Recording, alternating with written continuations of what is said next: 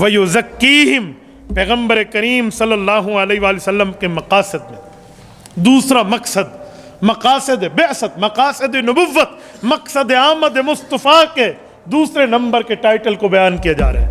وَيُزَكِّيهِمْ پیغمبر ان کے دلوں کو پاکیزہ کرتے ہیں، ان کے ماحول کو پاکیزہ کرتے ہیں، یعنی تزکیہ۔ اب تزکیہ کا لفظی معنی ہے کھوٹ کو علیحدہ کر دو، اصل کو علیحدہ کر دو۔ تزکیہ کا معنی ہے صاف کر دو۔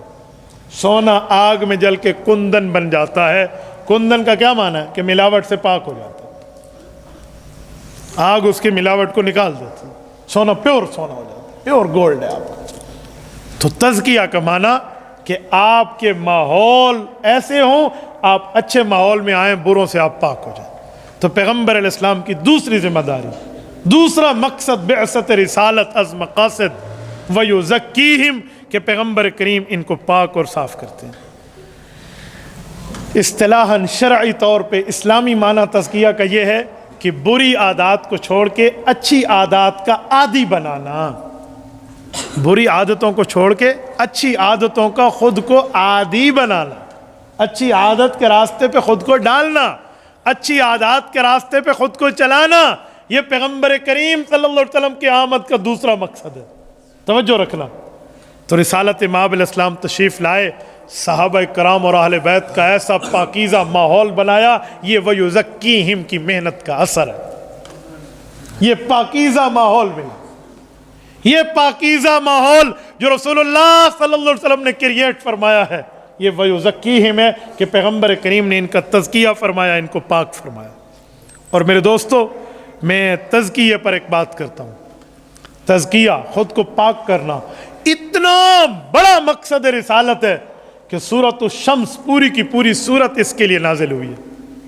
وَالشَّمْسِ وَضُحَاهَا وَالْقَمَرِ إِذَا تَلَاهَا وَالنَّهَارِ إِذَا جَلَّاهَا، پوری سورت 11 قسمیں، 11 اللہ پاک نے اس بات پہ اٹھائی ہے کہ جو آدمی تزکیہ اختیار کرے، پاکیزگی اختیار کرے، وہ نجات پا گیا۔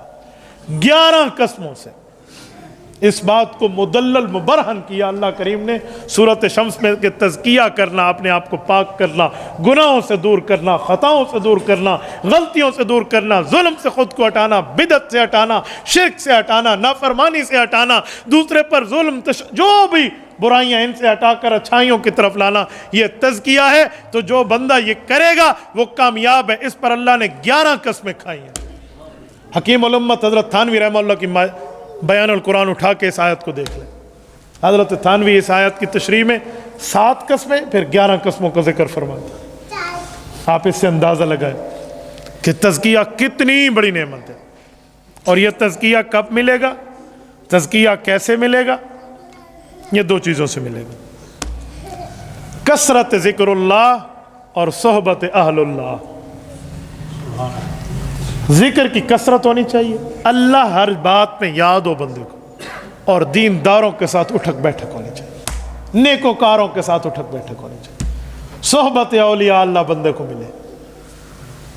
آپ کے مجھے سچا ولی نہیں ملتا، سچے ولی ہم کہاں سے لائیں؟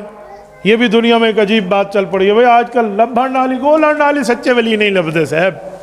آپ کو سچا دودھ مل جاتا ہے، آپ کو سچا گھی مل جاتا ہے، یہ سچا گھی ہوئے صاحب، دیسی گھی آپ کو اچھے سے اچھا مل جاتا ہے، پیور کپڑا آپ کو مل جاتا ہے، اور آپ اتنے سادے ہو گئے ہیں کہ آپ کو سچے ولی کی پہچان ہی ختم ہو گئی ہے۔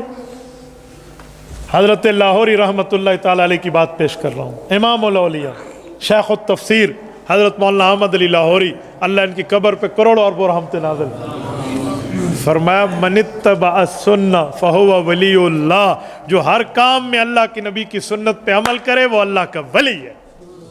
بس آپ کہیں گے بڑا ترم خان ہونا چاہیے، بڑے جبے پہنے ہوئے ہونے چاہیے، 6 مرید اس کے پیچھے چلیں اور اس کے شملے کو لے کر چلیں، بے حضرت کتنی لمبی پگڑی شریف ہے، فلاں ہے فلاں۔ بھائی کسی آدمی کا ہر مسئلے میں سنت کا اتباع اس کو ولایت کے درجے پہ فائز کر جاتا ہے، بس وہ ولی ہے۔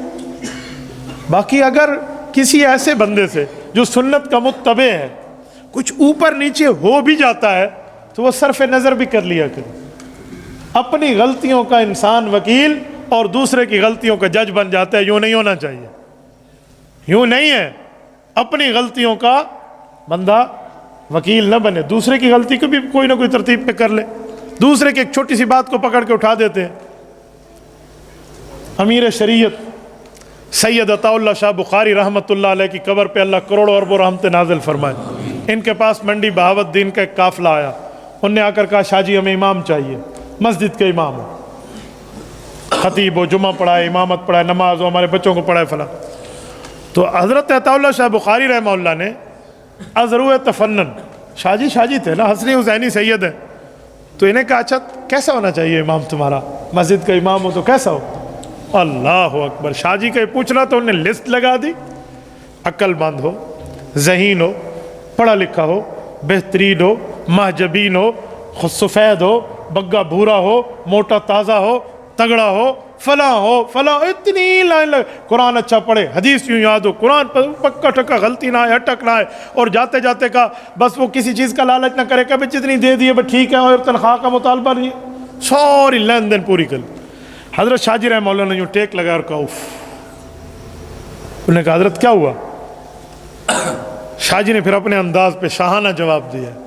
حضرت عطا اللہ شاہ بخاری رحمہ اللہ فرمانے لگے کہ میری ساری محنت اس بات پر ہے کہ حضور پاک کے بعد نایا نبی پیدا نہیں ہوگا، میں تو ختم نبوت کا پھریلا لہراتا پھر رہا ہوں پوری دنیا میں، اور تم مجھ سے مولوی مانگنے آئے ہو یا نبی مانگنے آئے ہو؟ انہوں نے کہا حضرت کیا مطلب؟ کہا یہ ساری صفات نبی کی ہیں، ان اجری الا علی رب العالمین، یہ امام مسجد کی نہیں ہے، مولوی صاحب کی نہیں ہے۔ یار مولوی صاحب کے بچے ہوں گے تو تمہیں تنخواہ بڑھانے کا مطالبہ کرے، کیوں نہ کرے؟ یار اس کی ضروریات ہے، وہ اگر کچھ مانگنا چاہ رہا ہے۔ اچھا وہ کبھی اٹک بھی جائے گا قرآن کریم میں؟ اچھا مولوی کالا بھی ہو سکتا ہے، سفید بھی ہو سکتا ہے، مولوی موٹا تازہ بھی ہو سکتا ہے، کمزور بھی ہو سکتا ہے، اور مولوی سے کبھی غلطی بھی ہو سکتی ہے، کوئی نبی تھوڑی ہے کہ اس سے غلطی نہ ہو، غلطی خطا بھی ہوگی۔ تو تم اپنے لیے معافی کی ساری درخواستیں جمع کر کے رکھتے ہو، مولوی صاحب گنجائش نہیں دیتے، تم مجھ سے نبی لینے آئے ہو، بابا میں نبی نہیں دے سکتا، میں مولوی دے سکتا ہوں۔ اس وفد اور ڈیلیگیشن کو سمجھ آیا کہ عطا اللہ شاہ بخاری رحمہ اللہ کس نہج پر بات کر رہے ہیں۔ عجیب مسئلہ ہے۔ میں ایک بات کر رہا ہوں، میں تو پنجاب، سرحد، بلوچستان، سندھ میں گھومتا ہوں، یہ میں کل کوہاٹ سے چلا ہوں، آج آپ کے سامنے بات کر رہا ہوں، اور کل انشاءاللہ تعالی اس ٹائم میں شکارپور سندھ میں گفتگو کر رہا ہوں، اللہ کے فضل سے میرا مسلسل ایسے سفر۔ یہ آج کی تاریخ ان حضرات ہمارے بزرگوں کے علم میں ہے، تقریباً ہم نے 3 ماہ پہلے طے کی ہے، حضرت حافظ صاحب تشریف فرما ہے، یعنی اس طرح کی مصروفیت ہے۔ میں گھومتا ہوں، میرا تجربہ ہے، اب میں آپ کو تجربہ پیش کروں۔ تجربہ یہ ہے کہ یقین مانے امام مسجد کے ساتھ بڑا ظلم ہوتا ہے، اور ہمارا معاشرہ کرتا ہے۔ ناراض نہ ہونا، یا یہ نہ سمجھنا مجھے کسی امام نے کہا ہے، اللہ جانتا ہے، میرے سامنے قرآن کریم ہے، میں اللہ کے لیے بات کر رہا ہوں، بڑا ظلم ہوتا ہے۔ ایک امام مسجد کے انٹرویو مسجد کی کمیٹی لے رہی تھی، اور اسے پوچھتے قیامت کی نشانی کیا ہے؟ انہوں نے کہا سب سے بڑی نشانی یہ ہے کہ جاہل ایک عالم کا انٹرویو لے رہے ہیں۔ انہوں نے کہا سب سے بڑی نشانی تو یہی ہے۔ یہ ابھی کرونا کرائسس آیا، 2 سال پہلے کی بات کر رہا ہوں، ایک ہمارے تعلق جاننے والے ہیں، وہ امام مسجد ہے، میں اب نام نہیں لیتا، وہ امام مسجد ہے، غریب بندے، میں بھی انہیں جانتا ہوں۔ ان کے پاس مسجد کے ساتھی پہنچے اور انہیں آ کر کہا کہ کچھ غریبوں کے گھر بتا دو، ہم امداد کرنا چاہتے ہیں۔ وہ سفید پوش اپنا نام نہ لے سکا، اور جب مجھے پتہ چلا پھر میں نے انہیں اچھی بھلی جھاڑ پلائی۔ میں نے کہا تمہیں شرم نہیں آتی؟ تم کسی غریب کے پاس جا کر کہو گے کسی اور غریب کا نام بتا، یہ اس کی غربت کا مذاق نہیں ہے؟ لا یسألون الناس الحافا، قرآن کہتا ہے سفید پوش وہ لوگ ہوتے ہیں جو تمہیں چمٹ نہیں جاتے کہ ہمیں دو ہمیں دو، تمہیں خود ان کی ضروریات کو پورا کرنا چاہیے۔ اماں جان عائشہ رضی اللہ عنہ جب زکوٰۃ بھیجتی تھی، ایک بزرگ کے پاس اماں عائشہ نے زکوٰۃ کی رقم بھیجی، اور اپنے بھانجے جن کو بیٹا بنایا ہوا تھا حضرت عبداللہ بن عمر رضی اللہ عنہما کو فرمایا بھانجے 2 کام کرنا، ایک تو ان کو دعا کی درخواست نہ کرنا، جب زکوٰۃ دینا یہ نہ کہنا دعا کرو، نمبر 2 ان کے ساتھ یہ رقم رکھ کے واپس آ جانا، ہاتھ میں نہ دینا۔ وہ ایسے ہی کیا، واپس آئے تو بھانجے کے دل میں سوالات ابل رہے تھے۔ امی ایک بات کہا جی، کہ اس وقت تو آپ نے جو کہا میں نے عمل کر لیا، لیکن یہ کیوں کہا میں دعا کی بات نہ کروں اس بزرگ کو؟ یار یہ کیوں کہا اسے یوں نہ بتاؤں زکوٰۃ فلاں فلاں؟ اماں عائشہ رضی اللہ عنہ فرمایا میرے بھانجے یہ میرے اور میرے اللہ کا ایک راز ہے، لیکن تجھے اسی لیے سمجھا رہی ہوں تاکہ امت کو تعلیم ہو جائے۔ کہ بیٹا اگر آپ اسے یوں کہتے نا زکوٰۃ کی رقم لے لو، اس کے دل میں یہ بات آتی کہ ایک تو میں غریب ہوں اور دوسرا میری غربت کے مذاق اڑایا جا رہا. جب ہمیں یقین ہے نا کہ وہ غریب ہے، پھر اسے بتانے کی ضرورت نہیں ہوتی کہ اس کا دل ٹوٹ جائے، پھر دے دیتے. آج کل لوگ نام لے کر کے زکوٰۃ ہے زکوٰۃ ہے تاکہ دوسرا شرمندہ ہو، یہ زکوٰۃ کی ادائیگی ہے. یہ نہیں ہے بھائی. ہمارے حضرات سمجھتے ہیں زکوٰۃ کو زکوٰۃ نہ کہے تو ادا ہی نہیں ہوتی. بھائی وہ یہ نہیں ہے. اور زکوٰۃ کے لیے لوگ کیا کہتے ہیں؟ لولا لنگڑا ڈھونڈو، اندھا بہرا ڈھونڈو. یقین مانے میرے سامنے اللہ قرآن میں جمعے کی مسجد میں جمعہ پڑھا رہا تھا، زکوٰۃ پر بات کی. یہ آپ کے قریب اسلامیہ گراؤنڈ کی مسجد میں جمعہ نماز کے بعد ایک تاجر مجھ سے ملے. وہ صاحب مجھے کہتے ہیں مفتی صاحب آپ نے مجھے کہا تھا فلاں گھر میں زکوٰۃ دے دو، وہ غریب لوگ ہیں. میں نے کہا جی ہاں. اس گھر میں تو کوئی لنگڑا اندھا لولا نہیں ہے. لو جی. میں نے کہا آپ نے پتہ کیا؟ کہتے علاقے دے ناظم کو پوچھا میں تھا کو گڈا لولا ہے. میں نے کہا تو علاقے کے ناظم سے جا کے پوچھے گا. اوے سادے بندے تجھے کس نے کہا لنگڑے لولے پہ زکوٰۃ لگتی ہے؟ بھائی زکوٰۃ اس پہ لگتی ہے جو اگرچہ منتھلی تنخواہ اٹھانے والا ہو لیکن اس کے گھر میں اتنی جمع پونجی نہ ہو کہ وہ خود زکوٰۃ ادا کر سکے. جو آتا ہو وہ لگ جاتا ہو. موجودہ دور میں 52.5 تولہ چاندی کی قیمت میرے خیال میں 80,000 کے لگ بھگ پہنچ چکی ہے. یہ اوہیں تبدیلی ہی کھڑوتی ہے نا، تباہی پھر ہی کھڑوتی ہے. اللہ ہمیں ہر جاتے. تو ٹھیک ہے اب تو وہ 40,000 والا زمانہ چلا گیا ہے کہ جو 40,000 پہ زکوٰۃ آتی تھی نا حضرت، آج کل 80,000 چاندی پہ ہے. 52 تولے 52 تولے چاندی کی قیمت. تو بھائی جس کی جمع پونجی میں 80,000 نہیں ہے، یا سونا چاندی اس کے پاس نہیں ہے، یا وہ مقروض ہے، اس پر زکوٰۃ لگتی. ہاں سید نہ ہو، سید کو آپ ہدیہ دے سکتے، اسے زکوٰۃ آپ نہیں دے سکتے. اور یہاں یہ بھی سمجھیں، کچھ لوگ سمجھتے ہیں سید کو زکوٰۃ دے تو جائز ہے. بابا سید بھی سید کو زکوٰۃ نہیں دے سکتا. سید بھی غیر سید کو زکوٰۃ دے گا. سید کو دینا ہے تو آپ نے ہدیہ دینا ہے، گفٹ دینا ہے، تحفہ دینا ہے، ہبہ دینا ہے. تو زکوٰۃ کے لیے یہ لولا لنگڑا نہیں ہوتا. کہتے اچھا مولوی صاحب میں یہ سمجھتا تھا کہ اندھا گول کے زکوٰۃ مانگ لے گا. میں نے کہا تیری زکوٰۃ لینے کے لیے لوگوں کو اندھا ہونا پڑے گا. تو بھائی ایسا نہیں. تو اماں عائشہ نے یہ پہلا مسئلہ بتایا. دوسرا، اماں رضی اللہ عنہ سے پوچھا کہ اماں جان آپ نے فرمایا وہ دعا نہ کرے، دعا کا نہ کہنا، یہ کیوں کہا؟ دعا کو تو میں کہہ دیتا ہوں، بزرگ اللہ والے تھے، دعا کرتے ہمارے حق میں قبول ہو جاتی. اماں نے فرمایا بیٹا ہم کوئی ان پر احسان کر رہے ہیں کہ وہ ہمارے لیے دعا کرے، ہم احسان کے بدلے میں اسے کہیں جی دعا کرو. ہم تو اپنے سر سے اللہ کا قرضہ چکا رہے ہیں. اس کا اللہ بھلا کرے کہ وہ ہمارے قرضہ چکانے کے لیے مددگار، معاون، ہیلپر بن رہا ہے کہ ہماری زکوٰۃ کو وصول کر رہا ہے تاکہ ہمارا مال پاک ہو جائے. تو شکریہ ہمیں ادا کرنا چاہیے. ہم الٹا اس کو کہیں میرے لیے زکوٰۃ کی دعا کر. کمال. 1400 سال گزر گئے. سلام ہماری اماں کی قبر پر، سلام اماں عائشہ رضی اللہ عنہ قبر پر. خدا کی قسم امت کے سرمایہ داروں کو سبق دے گئی. آج زکوٰۃ بھی دیتے ہیں، دوسرے کی آنکھیں بھی نیچی کرتے ہیں، اور الٹا اس کہتے ہیں دعا تک رہنا نہیں. وہ جی میں تیرے ابے جی دے سرونٹ ہو گئے، دعا تو تجھے کرنی چاہیے. تو یہ کچھ باتیں ایسی ہیں. میں بات کر رہا تھا نا کہ معاشرے میں امام مسجد کے حال یہ حال ہوتا ہے. بھائی یہ امام مسجد اللہ کی قسم مظلوم لوگ ہیں اس دھرتی پر. ایسے 2 منٹ امام بیچارہ کبھی لیٹ ہو جائے. اگر آپ مجھے اجازت دینا میں یہ بند کر کے ایک جملہ کہتا ہوں تو میں وہ جملہ کہہ دوں. لوگ ایسے چڑھ دوڑتے ہیں امام پر، ایسے چڑھائی کرتے ہیں اور ایسا غصہ کرتے ہیں جیسے امام نہ ہو ان کی بیوی ہو. یہ میں احسان کل نہیں کہہ رہا، وہ امام نہیں نہ دی مشترکہ زنانی ہے. بھائی یوں اس کو کہہ تو 2 منٹ لیٹ تھی گیا. بھائی وہ امام ہے. خدا کے لیے آپ میں اتنی ہمت نہیں ہے کہ 2 رکعت نماز پڑھانے کے تم قابل ہو جاؤ، اور امام بیچارہ 2 منٹ لیٹ ہو گئے تو یہ کر دیں جی وہ کر دیں.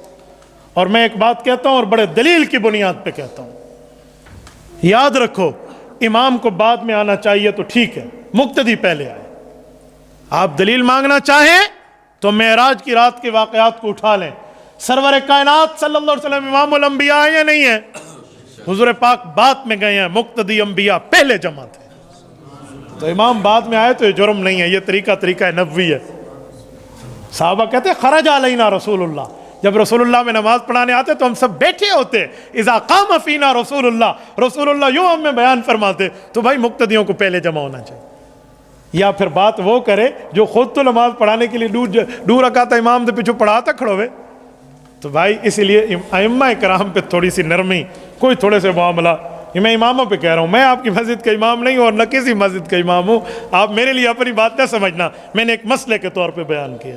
تو وَيُزَكِّيهِمْ، دوسرا کام کیا ہے کہ دلوں کو پاک کرنے کے معاملات ہیں، اور یہ یہاں تک ہے کہ ذکر اللہ کی کثرت ہوگی اور اہل اللہ کی صحبت ہوگی، دینداروں کے ساتھ اٹھنا بیٹھنا ہوگا، تو دینداروں کے ساتھ اٹھنے بیٹھنے کے معاملات سب کچھ ٹھیک ہو جائے گا۔ مجھے واٹس ایپ پہ ایک دوست نے 5 منٹ کی ویڈیو کلپ بھیجا، میں نے اسے عادت نہیں ہے کسی کی ویڈیو آئے تو خواہ سے ڈاؤن لوڈ کر کے سنے، میں کبھی اپنی ٹائم ضائع نہیں کرتا، ہاں کوئی ساتھی کہہ دے کوئی اہم چیز ہے تو سن لیں۔ 1500 واٹس ایپ ڈیلی بیسس پہ ہوتے ہیں، انہوں نے کہا جو استاد جی یہ ویڈیو میں نے بھیجی ہے اس کو ذرا 5 منٹ نکال کے سنیں۔ میں نے کہا اہل حق کی اہل باطل کی؟ کہتے ہیں اہل حق کی ہے، ورنہ اہل باطل کی سننے پہ تو کانوں کی نحوست ہوتی ہے۔ وہ کہتے ہیں حضرت سنیں، جب میں نے سنا نا یقین مانے مجھے بھی ایک سبق ملا۔ ایک کسائی بیٹھا ہے اور وہ گوشت کاٹ کے بیچ رہا ہے، ایک کہتے ہیں جی قیمہ بنا دیں، آدھا گھنٹہ بیٹھ جاؤ، ہاں جی فلاں چوڑی کا گوشت دیں، دستی کا دیں، 20 منٹ بیٹھ جاؤ، رش لگا ہوا ہے۔ اتنے میں امام مسجد آتے ہیں اور آ کر کہتے ہیں جی گوشت چاہیے، تو کہتے ہیں 1 منٹ امام صاحب ذرا بیٹھیے، فوراً گوشت لین دین کر کے اسے دے دیتے۔ آپ نے دیکھی ہے نا، اس طرح کئی ویڈیوز ہیں دنیا میں ہیں، اسے دے دیتے اور وہ لے کر امام صاحب چلے جاتے ہیں،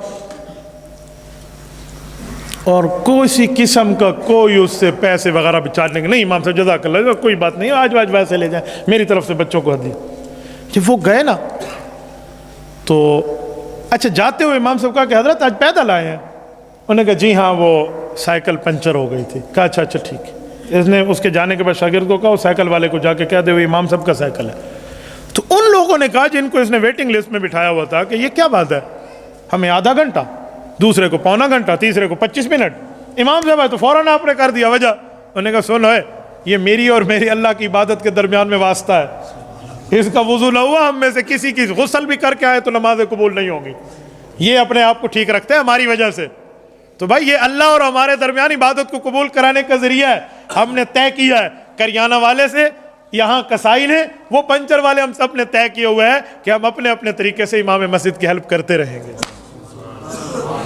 تو اس نے کہا کتنی ہیلپ کر لیتے ہو؟ کہا تم جیسے جو لائن میں لگے ہوئے ہو نا، تمہاری جیبوں سے اللہ نکال کے ہمیں رزق دیتا ہے کہ ہم اللہ والے کی قدر کرتے ہیں۔ تو بھائی اللہ والے کی صحبت، اللہ والے کے ساتھ بیٹھنا، اللہ والے کے ساتھ اٹھنا، یہ بہت بڑی چیز ہے، بہت بڑی چیز ہے۔ اللہ کی قسم اتنی بڑی چیز ہے، اتنی بڑی چیز ہے، اس جتنی بڑی چیز خدا کی قسم اس دھرتی پہ اور کوئی نہیں ہے۔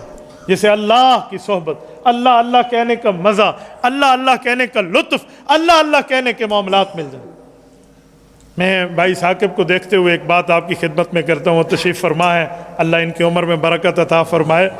حضرت خلیفہ عبدالقیوم اللہ ان کی قبر پہ کروڑوں اربوں رحمت نازل فرمائے، یہ وہ شخص تھے جو میری معلومات میں ایک دن میں روزانہ 1,00,000 اللہ اللہ کہہ لیتے تھے، یہ میری معلومات ہے، آپ خود اندازہ لگا لیں کہ باقی معاملات کتنے۔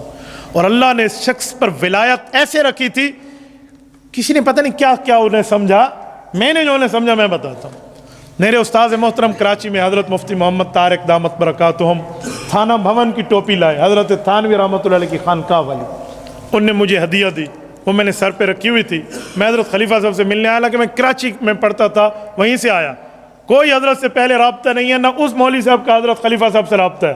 میں حضرت خلیفہ صاحب کی خدمت میں گیا، السلام علیکم، وعلیکم السلام، بیٹھ گئے۔ عصر کے بعد ہم گئے، مغرب کا ذکر کر کے ہم نے آنا تھا۔ حضرت رحمہ اللہ مجھے کہنے لگے، گلو، پیار سے گلو کہتے تھے، گلو کیری خوشبو لائی ہوئی، کیرا عطر لایا، کون سی اسمیل اور خوشبو آپ سے، کون سی خوشبو لگائی آپ سے خوشبو آ رہی۔ میں نے ذرا سوچا کہ حضرت آج تو کوئی عطر پتہ نہیں لگایا نہیں لگایا، لیکن نہیں لگا۔ میں نے 2 بار کہا نہیں تو اس سے خوشبو آ رہی ہے، بڑی خوشبو آ رہی ہے یار، تھوڑا قریب ہو، یوں مجھے سونگا، پھر مجھے بٹھا دیا۔ کچھ ٹائم یوں دیکھتے دیکھتے تھوڑا سا وقت گزرا، مجھے کہا قریب آ جا، قریب آیا، میری ٹوپی کو سونگا اور یوں کھینچا میرے سر سے، کہا اصل شاید تو لکائی بیٹھے، آپ اندازہ لیں، اصل چیز تو تم نے چھپائی ہوئی ہے، اس سے خوشبو آ رہی ہے، کس بندے کی ہے، کہاں سے لی ہے؟ یہ حضرت تھانوی رحمہ اللہ کی خانقاہ کی وہ تھانوی ٹوپی وہ لے کر آئے تھے تھانہ بھون سے۔ مجھے اس وقت خیال آیا کہ واقعی یہ تو استاد جی کی دی ہوئی ہے مجھے۔ میں نے عرض کیا حضرت ایسے ایسے، تو حضرت نے چوما، اس کو آنکھوں پہ رکھا اور وہیں بیٹھے ہوئے حضرت تھانوی رحمہ اللہ کو اصال ثواب فرمایا۔ میں نے وہاں کہا کہ کہ حضرت یہ آپ ٹوپی رکھ لیں، کیونکہ حضرت کی محبت اور پیار دیکھ کر میرا دل میں ایک جو ہے نا ان کے لیے ایک گنجائش، میں نے حضرت آپ رکھ لیں۔ کہتے ہیں حدیث پاک میں جو اپنے لیے پسند کرو وہ دوسرے کے لیے کرو، لہٰذا تو نے مجھے کہا تو یہ خود رکھ لے۔ آگے مولوی ہم بھی بن رہے تھے نا، تو کچھ باتیں ہمیں بھی سمجھی تھی۔ میں نے کہا حضرت جو میں نے اپنے لیے پسند کیا وہ آپ کے لیے کیا، لے لو۔ مجھے کہتے ہوئے تصوف پیچھے دلیلہ نہیں چلتی، مذاق میں نا، کہتے تصوف میں دلیلوں کی بات نہیں ہے، اپنے پاس رکھ، بس میری دعائیں آپ کو شامل ہیں۔ دیکھو یہ ہوتا ہے اہل اللہ کی صحبت، اور یہ ہوتا ہے بیٹھنا۔ آپ کو تھوڑا سا وقت بیٹھنے پر اپنا دل کہے گا کہ تو واقعی اللہ والے کے ساتھ بیٹھا، تیرے اندر تبدیلی آ رہی۔ تو بھائی اگر یہ ہوگا تو پھر آپ کو یہ چیز ملے گی۔ تبارك الذي نزل الفرقان على عبده ليكون للعالمين نذيرا